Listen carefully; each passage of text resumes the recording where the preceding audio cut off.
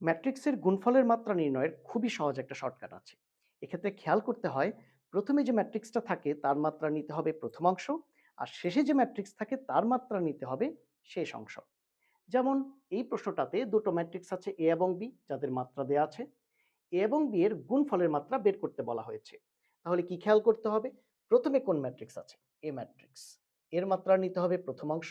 শেষে কোন ম্যাট্রিক্স আছে? B matrix. এর মাত্রা নিতে হবে শেষ অংশ। এ ম্যাট্রিক্সের মাত্রা হচ্ছে 3/2, প্রথম অংশ হচ্ছে 3। বি ম্যাট্রিক্সের মাত্রা হচ্ছে 2/4, শেষ অংশ হচ্ছে 4। তাহলে এ বি ম্যাট্রিক্সের মাত্রা হবে 3/4। এখন এই প্রশ্নটা খেয়াল করি। এখানে আছে ৩টা ম্যাট্রিক্স এ, বি, সি। এদের গুণফলের মাত্রা বের করতে হবে। Same technique. প্রথমে কোন ম্যাট্রিক্স আছে? A matrix. এর মাত্রার প্রথম অংশ নিব। শেষে কোন ম্যাট্রিক্স আছে? C matrix. এর মাত্রার শেষ অংশ নিব।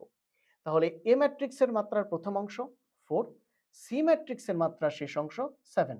আনসার হবে 4/7। তাহলে এই কোশ্চেনের আনসার কি হবে? কমেন্ট করি।